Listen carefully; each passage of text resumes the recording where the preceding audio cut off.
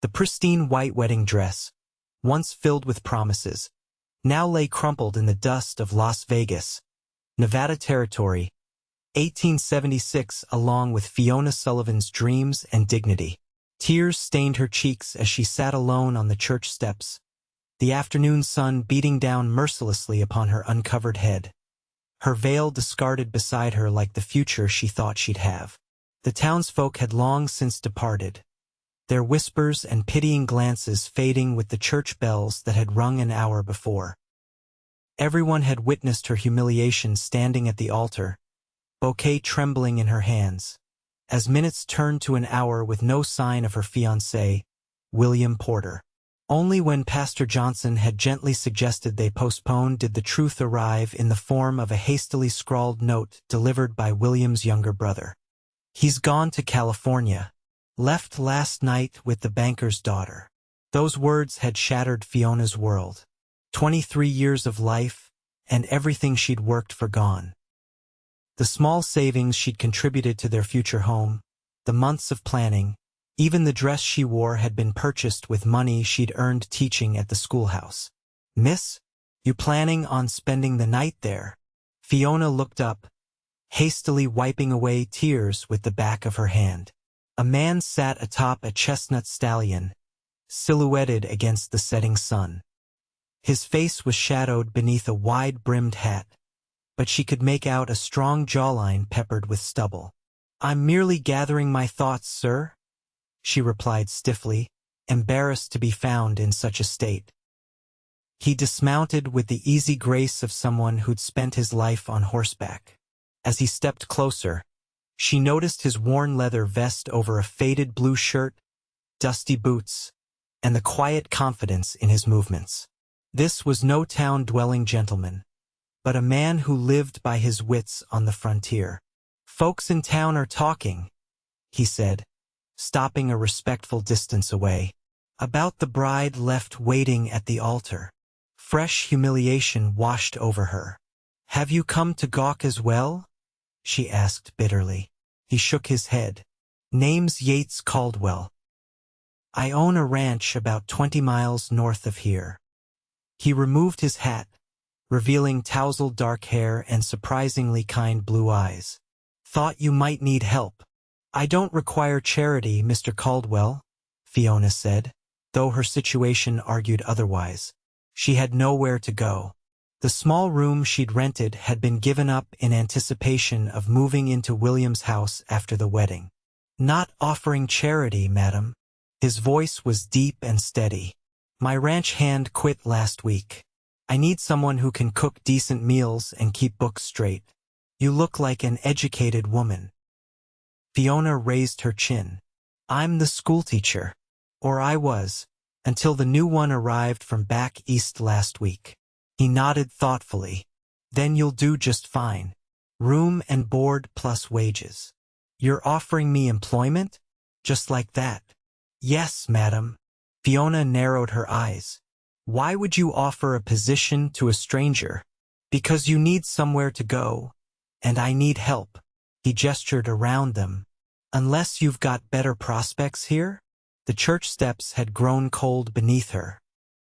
The town that had once welcomed her now felt like a prison of pitying glances and whispered conversations. What choice did she have? "I have nothing," she admitted. "William took the money I saved. My belongings are at his house. I couldn't bear to go there to retrieve them." Yates Caldwell regarded her steadily.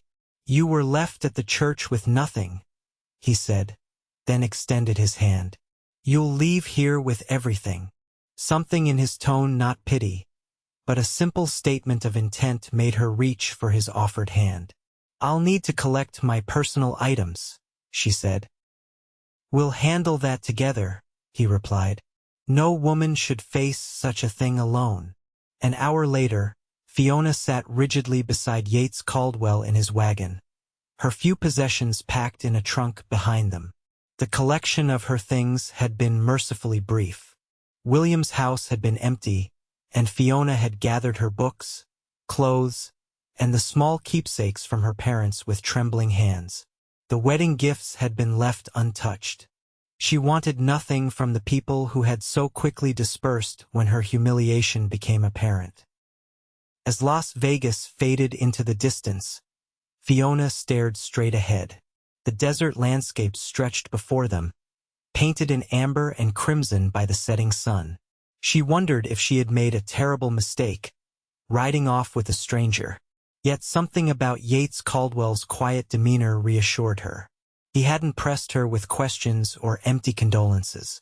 "It's a fair distance," he said, breaking the silence. "We'll camp tonight and reach the ranch tomorrow." "I've never camped before," Fiona admitted. He glanced at her, the ghost of a smile touching his lips. "First time for everything." As darkness fell, Yates guided the wagon off the main trail to a small clearing. With practiced efficiency, he built a fire and set up a simple camp. Fiona stood awkwardly in her wedding dress, feeling utterly useless. "I have spare clothes in my pack," Yates said, noting her discomfort. "Nothing fancy, but better than sleeping in that." He gestured to her dress. "Thank you," she murmured, accepting the offered shirt and trousers. He turned his back respectfully as she slipped behind the wagon to change. The men's clothing swamped her frame, but the relief of shedding the wedding dress was immense. She folded it carefully, uncertain why she bothered to preserve the symbol of her humiliation. "You should burn it," Yates said, noticing her hesitation as she rejoined him by the fire. "Burn it. Sometimes the only way to move forward is to let go of what's holding you back." He prodded the fire with a stick. "But that's your choice to make, not mine." Fiona looked at the dress, then at the flames. With sudden resolve, she tossed the white fabric into the fire. The material caught quickly, curling and blackening as the flames consumed it. She watched, transfixed, as her former dreams turned to ash. "Feel better?" Yates asked quietly. "I don't know what I feel," she answered honestly. "But I don't regret it." He nodded, passing her a tin plate with beans and bacon. "Eat. Tomorrow's a long day." As they ate in silence, Fiona studied her companion surreptitiously. In the firelight, she could see the lines around his eyes that spoke of years squinting against the sun. He was older than she'd initially thought, perhaps in his early 30s. His hands were calloused, his movements economical. This was a man accustomed to hard work and solitude. "How long have you had your ranch?" she asked. 8 years. Started with nothing but a plot of land and determination. Pride flashed briefly in his eyes. "It's not the biggest spread, but it's mine." "And no Mrs. Caldwell to help run it?" His expression shuddered.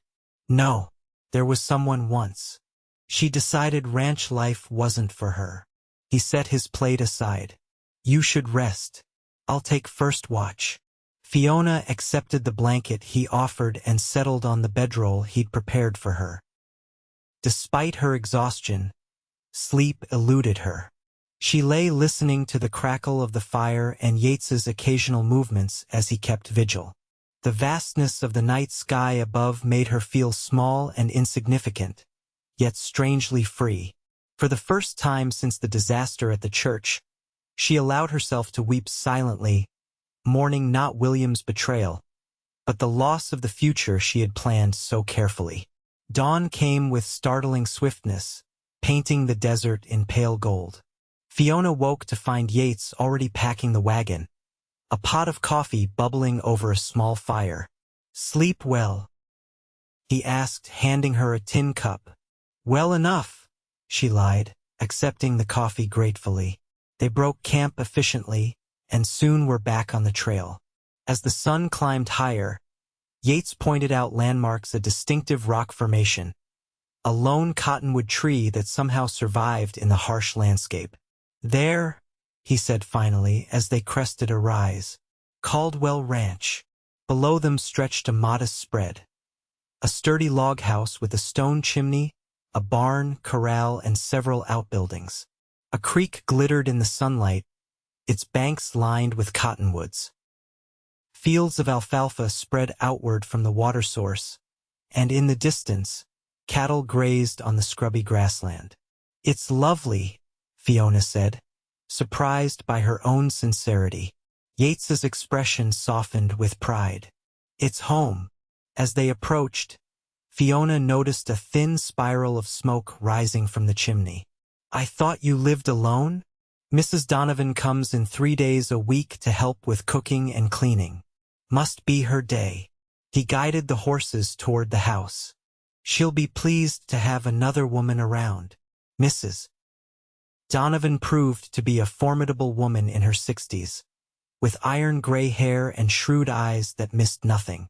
She emerged from the house as they pulled up, wiping her hands on her apron. "About time you got back, Mr. Caldwell," she called. "Who's this you've brought?" "Mrs. Donovan. This is Miss Sullivan. She'll be helping with the cooking and bookkeeping." The older woman raised her eyebrows but offered a brisk nod. "Well, come in then. You look done in, girl." Inside, the house was surprisingly comfortable. The main room served as both kitchen and living area, with a solid table, several chairs, and a stone fireplace. 2 doors led off to what Fiona assumed were bedrooms. "You'll take the spare room," Yates said, gesturing to one of the doors. "It's small, but it's private." "Thank you," Fiona replied, overwhelmed by the simple kindness. Mrs. Donovan bustled about, preparing a meal while asking pointed questions about Fiona's cooking experience. Yates excused himself to tend to the horses, leaving the women alone. "So, Mrs. Donovan said once he was out of earshot, "What's your story, Miss Sullivan? Mr. Caldwell's not one for bringing strangers home." Briefly, Fiona explained her situation, omitting the more painful details. To her surprise, Mrs. Donovan merely nodded. "Men are fools," she declared. "But not all of them. Mr. Caldwell's one of the good ones. Works harder than any man I know, honest to a fault." She eyed Fiona sharply. "He doesn't deserve any trouble." "I assure you, I have no intention of causing any," Fiona replied stiffly. Mrs. Donovan's expression softened. "I don't doubt it. You've got honest eyes." She pushed a plate of food toward Fiona. "Eat. You're thin as a rail." Over the next few days, Fiona settled into a routine. She woke early, prepared breakfast, then spent the mornings learning the ranch's accounts from Yates. The afternoons were devoted to helping with whatever chores needed, doing mending clothes, preserving foods, tending the small vegetable garden. Mrs. Donovan came 3 days a week, teaching Fiona the particulars of running the household. Yates himself was often out from dawn till dusk, working with the cattle, mending fences, or handling the 1,000 tasks required to keep the ranch functioning. When he returned each evening, tired and dusty, he would clean up and join Fiona for the meal she had prepared. Their conversations were initially stilted, but gradually grew more comfortable. He spoke of his plans for the ranch, his hopes to expand the herd. She told him of her childhood in Pennsylvania, her journey west with her parents who had both succumbed to fever 2 years after their arrival. "Is that when you became a teacher?" he asked one evening as they sat on the porch watching the sunset. "Yes, the previous schoolmistress took pity on me. She was eager to return east, and I needed employment." Fiona smiled at the memory. "I discovered I had a knack for it." "You miss the children?" "I do," she sighed. "But perhaps it's for the best. I couldn't bear their innocent questions about what happened." Yates was silent for a moment. People have short memories. In time, they'll find something else to gossip about. Perhaps. But I'm not sure I want to go back. She surprised herself with the admission. "This is peaceful." He glanced at her, something unreadable in his expression. "It can be lonely too." "I'm accustomed to solitude," she said softly. "Are you?" He stood abruptly. "We should turn in. Early start tomorrow." As Fiona prepared for bed that night, she pondered Yates's reaction. In the 2 weeks she'd been at the ranch, she'd begun to see beneath his reserved exterior. He was a man of deep feeling, though he kept his emotions tightly controlled. Sometimes she caught him watching her with an expression that made her heart beat faster, but he always looked away quickly. The following morning, Yates announced he needed to ride into town for supplies. "Would you care to accompany me?" he asked, surprising her. "Might do you good to get off the ranch for a day." Fiona hesitated. The thought of facing the townspeople's gossip filled her with dread, yet she knew she couldn't hide forever. "Yes," she decided. "I think I would." The ride to Las Vegas was filled with easy conversation. Yates pointed out wildlife and told stories about the early days of his ranching venture. Fiona found herself laughing at his dry humor, the tension of returning to town momentarily forgotten. As they approached Las Vegas, however, her anxiety returned. "Perhaps I should wait with the wagon while you conduct your business," she suggested. Yates shook his head. "You'll face them eventually. Better to do it on your own terms." He offered her a rare smile. "Besides, I could use your help selecting fabric. Mrs. Donovan mentioned the curtains need replacing." His casual support bolstered her courage. As they drove down the main street, Fiona held her head high despite the curious stares and whispers that followed them. They stopped first at the general store, where Yates efficiently collected the supplies on his list while Fiona selected fabrics and notions. The storekeeper's wife, Mrs. Jenkins, approached as Fiona was examining a bolt of calico. "Miss Sullivan," she said coolly, "we didn't expect to see you back in town so soon." "Mrs. Jenkins," Fiona replied with forced politeness. "I'm helping Mr. Caldwell with his purchases." The woman's eyebrows rose. "Indeed? Well, that's convenient. After what happened with William, Fiona felt her face flush. Before she could respond, Yates appeared at her side. "Miss Sullivan has been kind enough to accept a position as my housekeeper and bookkeeper," he said, his tone pleasant but firm. "I consider myself fortunate to have found someone with her skills." Mrs. Jenkins had the grace to look embarrassed. "Of course, Mr. Caldwell. I meant no offense." "None taken, I'm sure." He turned to Fiona. "Have you found what you need?" Grateful for his intervention, Fiona nodded. They completed their purchases and left the store, Yates's hand at the small of her back, a gesture not lost on the watching townspeople. "Thank you," she murmured as they stepped onto the boardwalk. "For what?" "For defending my reputation." He looked down at her, his expression serious. "Your reputation needs no defending. You've done nothing wrong." The sincerity in his voice warmed her. They continued their errands, stopping at the blacksmith and the feed store. Fiona gradually relaxed as she realized that while some people regarded her with curiosity, others greeted her normally. Not everyone, it seemed, was interested in her misfortune. As they were loading the last of their purchases, a commotion drew their attention to the saloon across the street. A man stumbled out, visibly drunk despite the early hour. Fiona froze as she recognized William Porter. He saw her at the same moment, his bleary eyes widening in recognition. "Fiona!" he called, lurching forward. "Fancy seeing you here." Yates stepped between them. "Get back in the wagon, Fiona." "No, I want to hear what he has to say," she replied, her voice steady despite her racing heart. William approached, reeking of whiskey. His once handsome face was puffy, his clothes rumpled.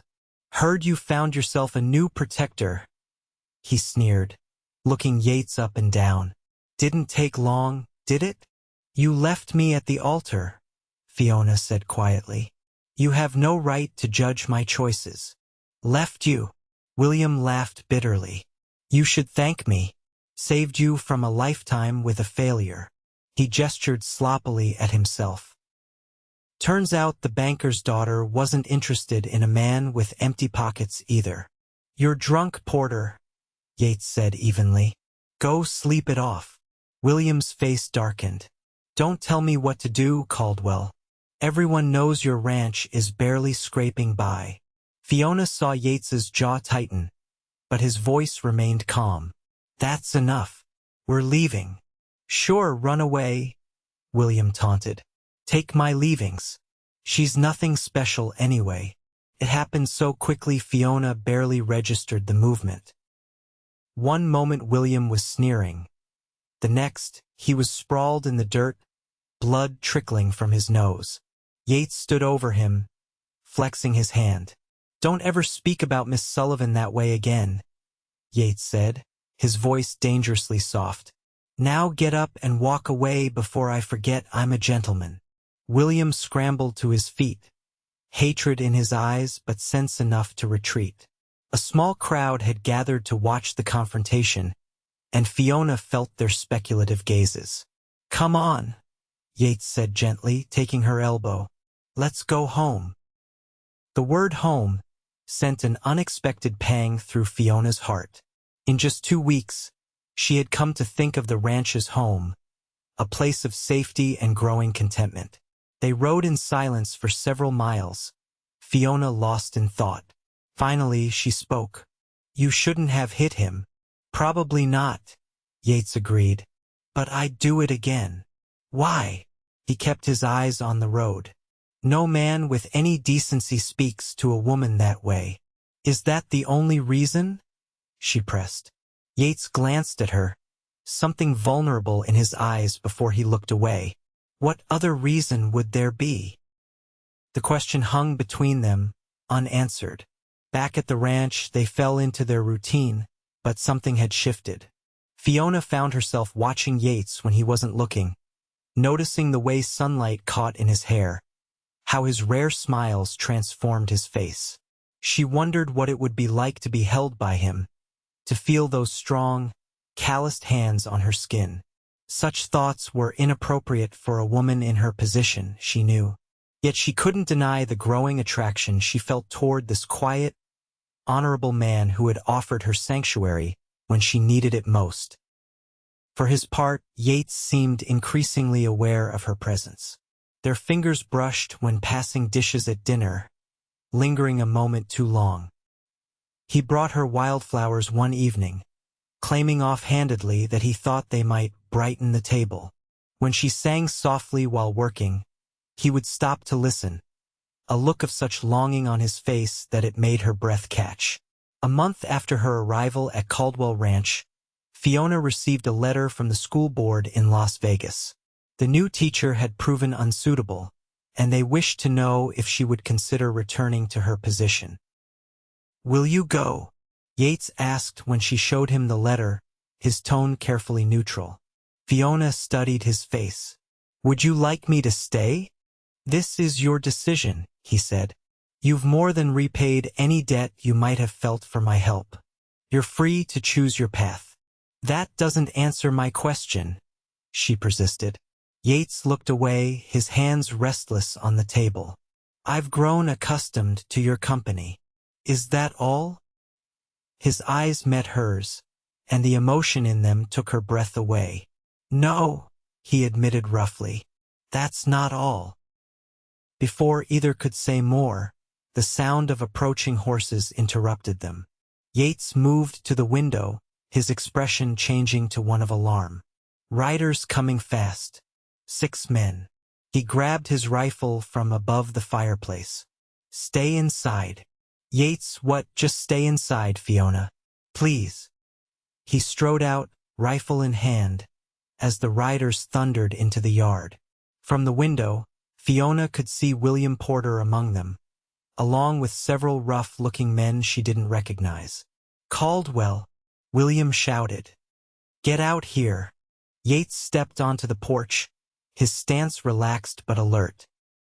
"What do you want, Porter?" "Came to settle a score," William slurred. He was drunk again, swaying in his saddle. "You humiliated me in town."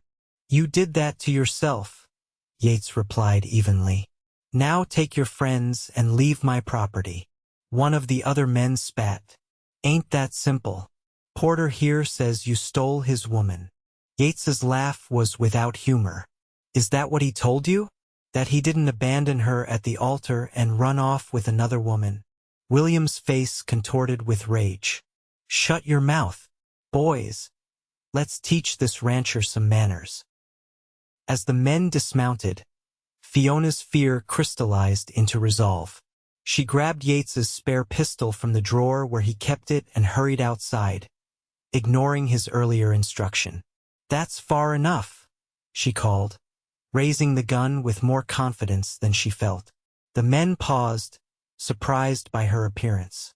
Fiona, get back inside, Yates ordered, not taking his eyes off the intruders. 6 against 1 isn't fair odds, she replied, moving to stand beside him. I even things up a bit. William sneered. You don't even know how to use that thing. My father taught me to shoot when I was 12, she lied smoothly. Would you like a demonstration, William? Her former fiancé faltered, uncertainty crossing his face. Here's what's going to happen, Yates said into the tense silence. You're all going to get back on your horses and leave. Porter, whatever grievance you think you have with me or Miss Sullivan ends today. If you come back, I won't be so forgiving. The standoff stretched for several long moments. Finally, one of the men muttered, This ain't worth it, Porter. You didn't say nothing about facing down a woman with a gun. Reluctantly, the men remounted. William glared at Fiona, hatred in his eyes. You're welcome to him, he spat. 2 failures deserve each other. They rode off in a cloud of dust. Only when they were out of sight did Fiona's hands begin to tremble. She lowered the gun, suddenly aware of what she'd done. Yates gently took the weapon from her. That was either very brave or very foolish, he said, his voice tight with concern and something else admiration. Perhaps both, she admitted. I couldn't let you face them alone. He studied her face. You've never fired a gun in your life, have you? No, she confessed. But they didn't know that. To her surprise, Yates laughed a genuine, hearty laugh that transformed his face. Fiona Sullivan, you are a remarkable woman. The tension of the moment dissolved into something warmer, more intimate. They stood close, the setting sun casting long shadows across the yard. I'm not going back to teaching, Fiona said quietly. Not yet, anyway. Yates's expression grew serious. Are you certain? It's what you trained for. There are other things I want to learn now. She gathered her courage. If you're willing to teach me, such as how to shoot for one thing, she said with a small smile, and perhaps how to build a life here. Understanding dawned in his eyes, followed by a cautious hope. Fiona, I'm not a wealthy man. This ranch demands everything I have. I can't offer you the life Porter might have.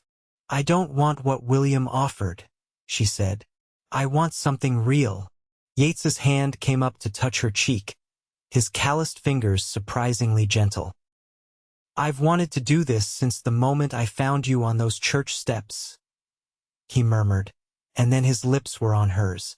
The kiss was tender at first, then deepened as Fiona responded with a passion that surprised them both. When they finally parted, both breathless, Yates rested his forehead against hers. Stay, he whispered. Not as my housekeeper, not as my employee. As what then? She asked, though she knew the answer in her heart. As my partner, my equal. He drew back to look into her eyes. My wife, if you'll have me. Joy bubbled up inside her, unexpected and sweet. Yes, she said simply. Yes, I'll have you. The following weeks passed in a blur of happiness and preparations.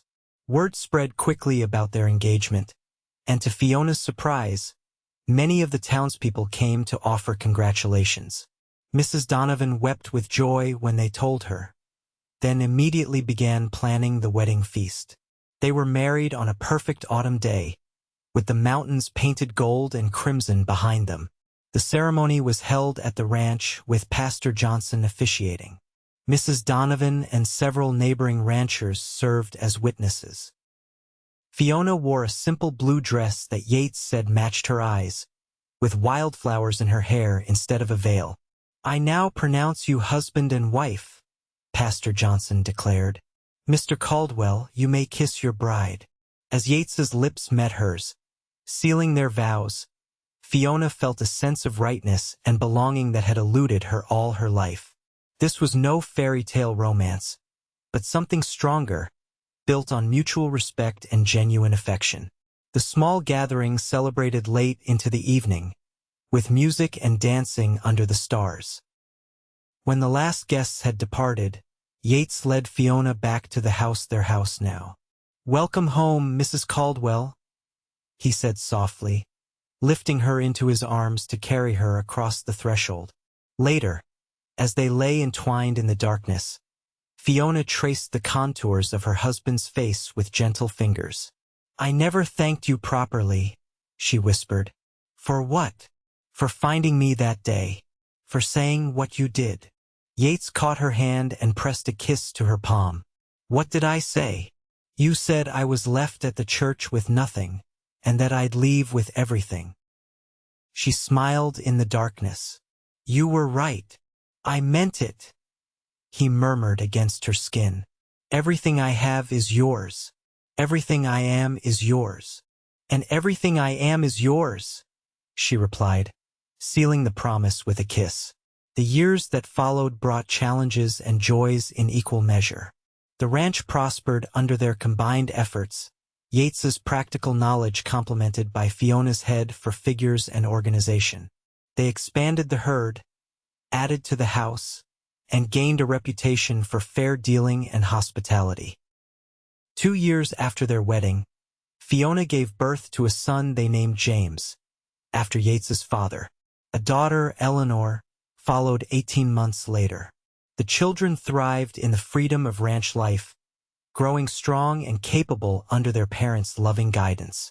When James was 5 and showing an interest in his letters, Fiona began teaching both children at home. Word spread to neighboring ranches, and soon other children joined them 3 days a week.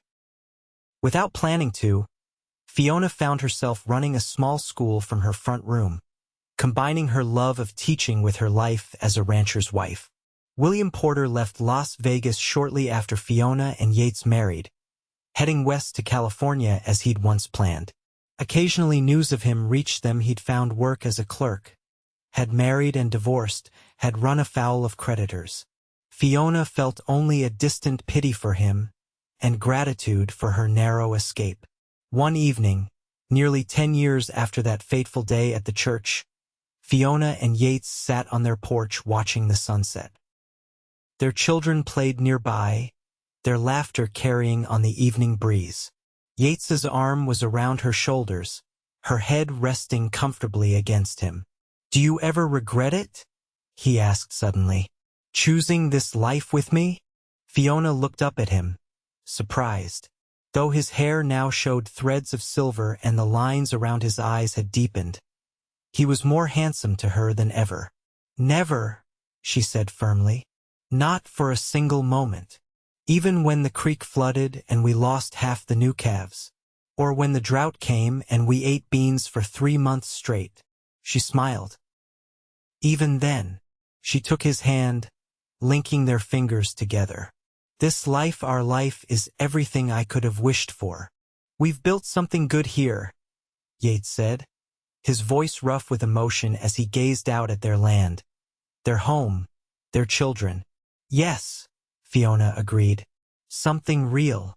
As darkness fell, they remained on the porch, talking quietly of plans for the future, James's education, Eleanor's growing skill with horses, the new breeding stock Yates hoped to acquire. Simple dreams, perhaps, but precious ones, woven from the fabric of their shared life. Later that night, as Fiona drifted towards sleep in her husband's arms, She reflected on the strange twists of fate that had brought her here. The heartbreak that had seemed so devastating had led her to true happiness. Left at the church with nothing, she had indeed found everything: love, family, purpose, home. And in the end, wasn't that what mattered most? The next morning dawned bright and clear, the kind of perfect autumn day that seemed to be a gift from nature itself. Fiona woke early, as was her habit, and slipped from bed without disturbing Yates. He had been up late the previous night, dealing with a difficult calving, and deserved his rest. She moved quietly through the house, now expanded to include a proper schoolroom and 2 additional bedrooms for the children. The original cabin still formed the heart of their home, though it was hardly recognizable from the bachelor's quarters it had been when she first arrived. Curtains adorned the windows, comfortable furniture filled the rooms, and everywhere were the small touches that transformed a house into a home: books stacked by favorite chairs, children's drawings pinned to walls, the quilt Fiona had stitched during her first pregnancy draped over the back of the sofa. In the kitchen, she stoked the fire and put coffee on to boil, then began mixing dough for biscuits. The familiar ritual calmed her, as it always did. So much of ranch life was unpredictable: weather, cattle prices, illness, but these small daily tasks provided an anchor of stability. "Mama!" Eleanor appeared in the doorway, her dark hair so like Yates's tousled from sleep, her 8-year-old face still soft with dreams. "Good morning, sweetheart," Fiona said, smiling at her daughter. "You're up early." "I want to help with breakfast," Eleanor declared, coming to stand beside her mother at the table. "Papa said I make the best biscuits." "Did he now?" Fiona handed her a small chunk of dough. "Well, we can't disappoint him, can we?" Together they worked in comfortable companionship, Eleanor's small hands becoming increasingly skilled under her mother's guidance. James joined them soon after, yawning but eager to help collect eggs from the henhouse, a chore he had recently claimed as his own responsibility. By the time Yates appeared, the kitchen was filled with the aroma of coffee, biscuits, and frying bacon. He paused in the doorway, taking in the scene of his family working together. The love in his eyes as he watched them still had the power to make Fiona's heart skip a beat. "Good morning," he said, crossing to kiss her cheek. "Something smells wonderful." "Ellie made the biscuits," Fiona told him. Eleanor beamed with pride as her father tasted one and pronounced it the best he'd ever eaten. James, not to be outdone, pointed out the eggs he had gathered. The simple breakfast became a celebration of small achievements, filled with laughter and plans for the day ahead. After the meal, Yates took James with him to check on the new calf, while Fiona and Eleanor prepared for the day's lessons. 3 neighboring children would arrive at 9, joining James and Eleanor for reading, arithmetic, and history. Mrs. O'Malley said Tommy might not come today, Eleanor mentioned as they arranged slates and books on the schoolroom tables. "His cough is worse." Fiona frowned. Tommy O'Malley, a bright 10-year-old from a homestead 5 miles away, had been fighting a persistent cough for weeks. "I'll ride over later and take some of that honey syrup I made. It helped James when he had that cough last winter." The morning's lessons went well, even with Tommy's absence. Fiona had discovered she enjoyed this informal teaching arrangement far more than her previous position at the town school. Here, she could adapt to each child's needs and interests, incorporating practical skills alongside book learning.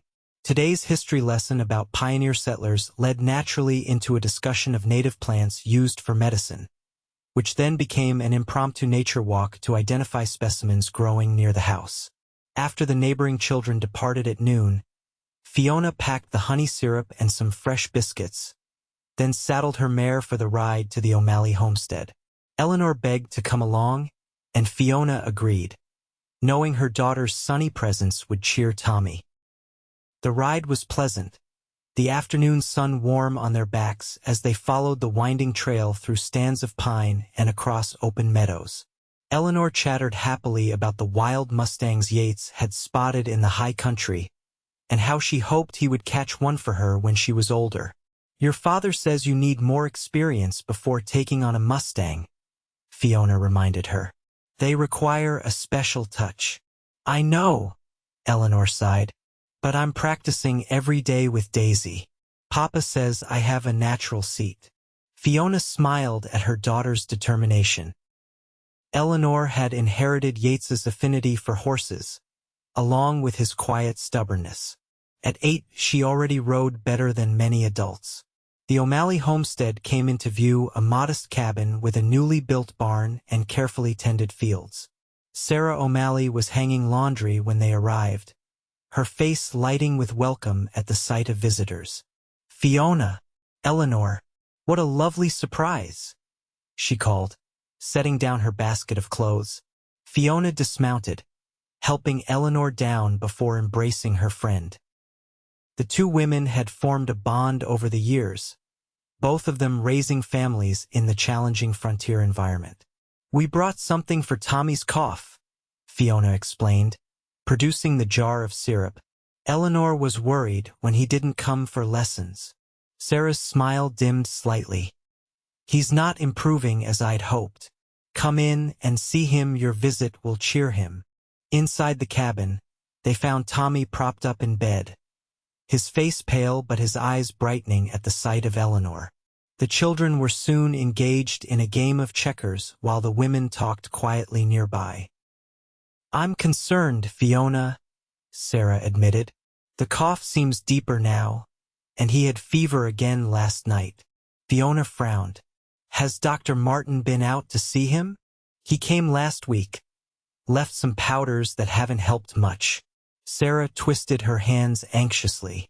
"Michael wanted to take him into town, but the wagon wheel broke yesterday, and he's still repairing it." "Let me speak with Yates when I return," Fiona offered. "Perhaps he could bring Dr. Martin out tomorrow, or take Tommy into town if needed." Relief washed over Sarah's face. "Would you?" "Michael's been so worried, but he can't leave the farm right now with harvest coming." They stayed for an hour, the honey syrup seeming to ease Tommy's cough temporarily. As they prepared to leave, Fiona hugged Sarah tightly. "Try not to worry too much. Children are resilient." "I know," Sarah replied. "I just can't help thinking of the Petersons' boy last year." Fiona squeezed her friend's hand in understanding. The Petersons had lost their youngest to pneumonia the previous winter, a tragedy that had cast a pall over the entire community. "Tommy's stronger, and you caught it earlier." The ride home was quieter, Eleanor subdued after seeing her friend so ill. As they crested the final rise before the ranch came into view, Fiona felt the familiar surge of gratitude at the sight of their home, smoke curling from the chimney against the backdrop of mountains. Yates was in the corral working with a young horse when they arrived. He paused, watching them approach with an expression that still, after all these years, made Fiona feel like the most fortunate woman alive. "How's the O'Malley boy?" he asked, coming to help Eleanor dismount. "Not well," Fiona replied. "I told Sarah you might be able to fetch Dr. Martin tomorrow." Yates nodded without hesitation. "Of course, I'll ride in at first light." He lifted Eleanor high, making her giggle despite her worry for her friend. "And how's my best girl? Learn anything interesting today?"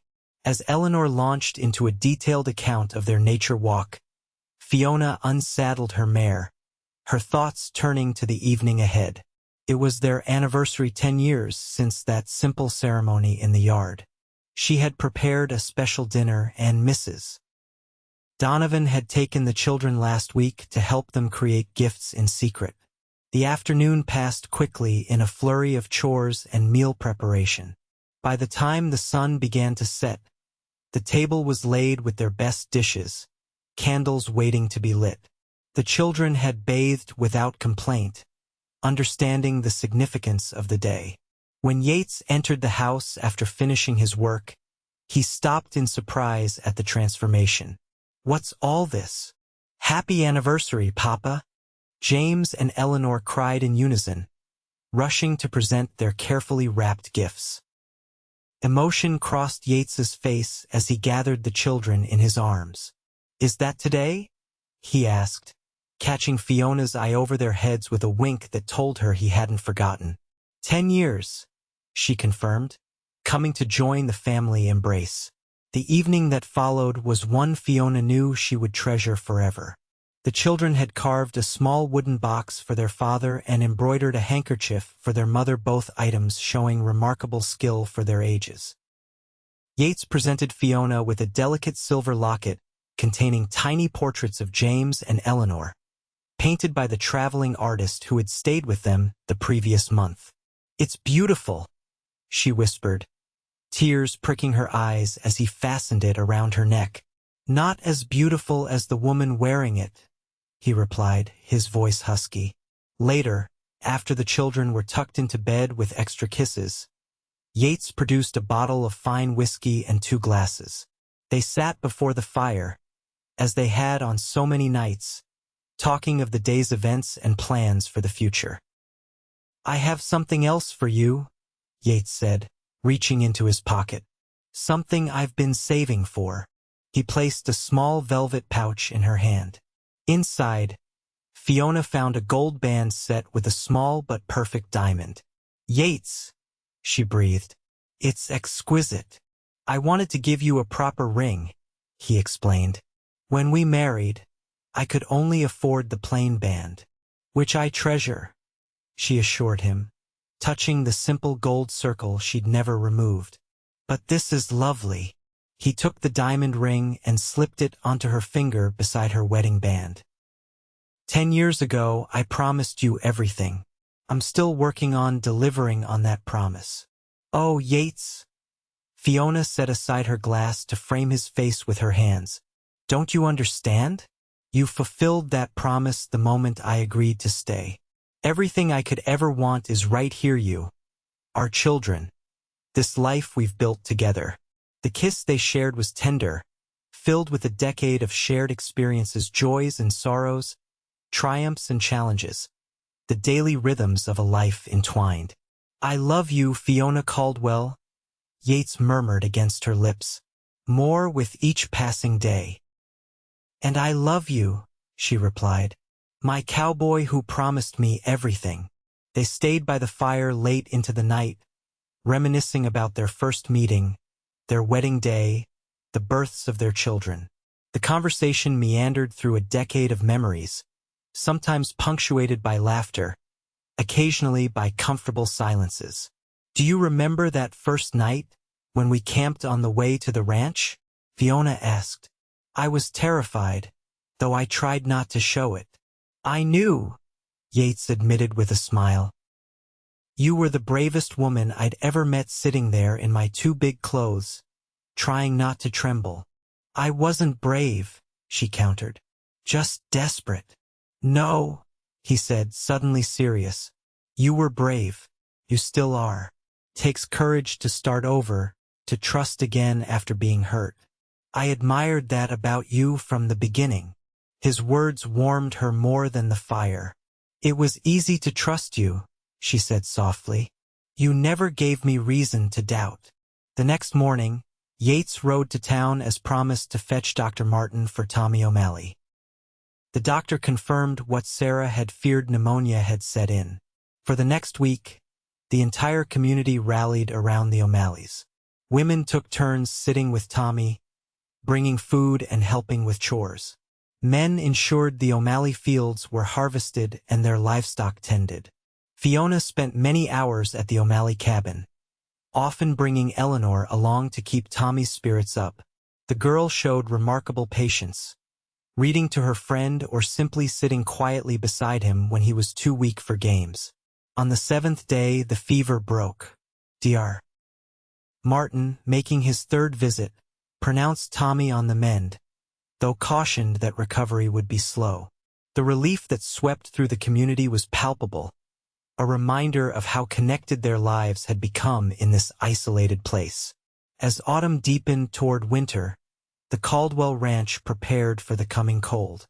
Hay was stored, preserves were put up, and the house was made snug against the wind that would soon howl down from the mountains. The children's lessons moved indoors permanently, focusing on books during the months when nature retreated. On the first snowy morning, Fiona woke to find Yates already gone from their bed. Wrapping a shawl around her shoulders, she padded to the window and drew back the curtain. The world outside was transformed, blanketed in pristine white that softened every line and edge. In the yard below, she saw Yates with James and Eleanor, showing them how to track rabbits in the fresh snow. She watched them for a moment, her heart full. The children's excitement was visible even from a distance, their breath clouding the cold air as they bent to examine the tiny paw prints. Yates moved with them patiently, his tall frame stooped to their level, pointing out details they might miss. This was her life now, far different from what she had planned that day in the church when she waited for a groom who never came. Better in every way that mattered. Dressing quickly, Fiona went to the kitchen to start breakfast. As she moved about the familiar space, she found herself humming a tune her mother used to sing, contentment wrapping around her like a cherished quilt. Outside, she could hear the children's laughter, Yates's deeper voice occasionally rising above it. Soon they would come stomping in, rosy-cheeked and hungry, bringing the cold freshness of winter with them. She would serve hot chocolate and pancakes, listen to their excited accounts of animal tracks and snow angels, then gather them around the table for the day's lessons. And later, when night fell early and the lamps were lit, they would sit before the fire as a family, perhaps reading aloud or playing checkers while the wind sang around the eaves. Yates would put his arm around her shoulders, and she would lean into his strength, grateful for every moment of this life they had created together. It wasn't a grand life by some standards. They weren't wealthy, and their home would never match the fine houses back east. But it was rich beyond measure in the things that truly mattered: love, purpose, belonging.